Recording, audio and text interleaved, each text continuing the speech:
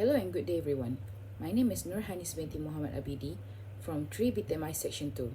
Today I will be presenting about my thesis studies, which is Study of Customer Perceptions and Barriers of BingoBox Technology in Malaysia. For the presentation outline, first we're going to see the background of study, second the problem statement, third the research question and research objective, fourth conceptual framework, fifth research methodology, and lastly limitation and recommendation. First, we'll be looking on the background study. The retail store sector is currently experiencing an up-and-coming trend that involves small stores that are unattended 24 hours a day, 7 days a week, alternately referred to as cashierless supermarkets, automated micro markets, just walk out and grab and go, also known as container boxes, mini micro store, digital self-service store. In Malaysia, there is a pilot convenience shop known as BingoBox that does not employ any worker. However, the self-checkout system is necessary for both establishments. The initial goal of this project is to gain an understanding of the perception held by customers in Malaysia regarding BingoBox technology. The second goal is to gain an understanding of the challenges or barriers associated with using unmanned stores like BingoBox in Kuala Lumpur, Malaysia. Unmanned retail service utilize technology such as artificial intelligence, big data, and the internet to provide customers with an experience that is specific to their needs. As a result of dynamic recognition, certain unmanned enterprises are now able to capture the movement of customers in real time and match to specific products, which represents a significant step forward in terms of technology of unmanned store. Moving on, we'll be looking at a problem statement. First, unmanned store technology are widely spread, especially in the western part of the world. However, in the developing country, this is a relatively new and not that widely known among them.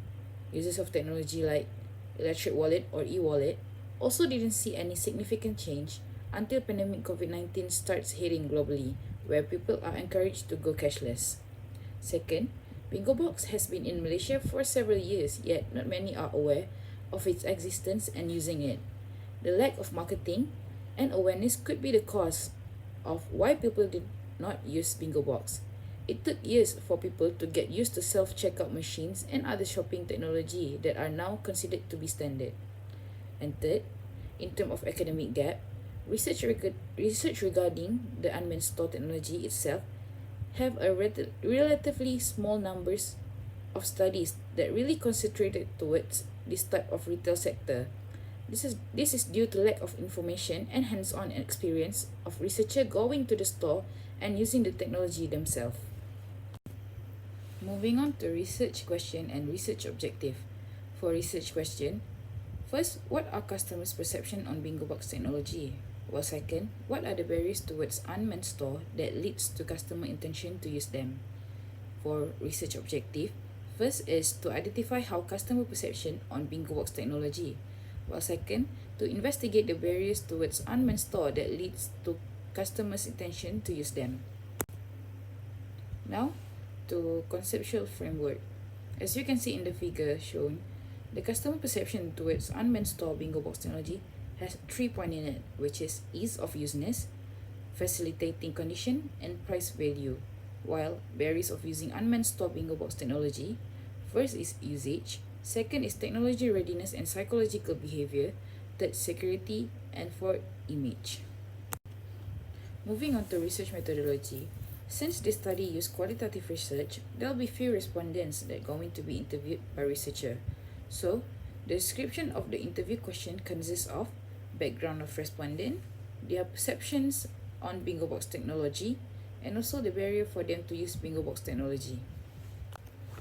For data resource, both primary and secondary data will be used. Primary data came through interview with several respondents that resides or work in Kuala Lumpur and Selangor. And second, for secondary data, it is collected from general publication, websites, journal, and some internal records. By using secondary data, it helped researchers to gain a lot better understanding and knowledge of the study theory or concept. For research design, researchers decided to use exploratory research design. Exploratory study are conducted when a new subject is being examined or when little is known about the topic of interest. It is utilized to look at the full scope of the phenomenon and other components that may be involved. In the study, exploratory design help researchers to further understand how people perception towards unmanned store technology. Since the idea of unmanned store are relatively new, exploratory research will be a go-to research design. Not just that, we will also be looking at the barriers that leads toward the intention of using unmanned store. For data analysis, we'll be using thematic analysis, and for the data collection, first we'll be looking at sample. According to Polit et al. 2001, sample are being defined as a proportion of a population. The sample are chosen from residents or workers who resides or works in Kuala Lumpur and Selangor. There will be few specifications needed to narrow down the list to finally come out with the right amount of respondents. A properly selected sample can provide data that is representative of the general population. Second, we'll be looking at sample size. To obtain a valid result, it is not necessary to collect data from everyone in community. In qualitative research, only a subset or a sample of population is chosen for each study. The research objective of the study, as well as the feature of the study population, such as size and variety, decide who and how many persons should be chosen. And lastly is the sample process. In this study, we employed purposeful sampling. Purposive sampling, according to Parabu, is a type of sampling in which the researcher consciously choose who to include in the study depending on their ability to supply a relevant data.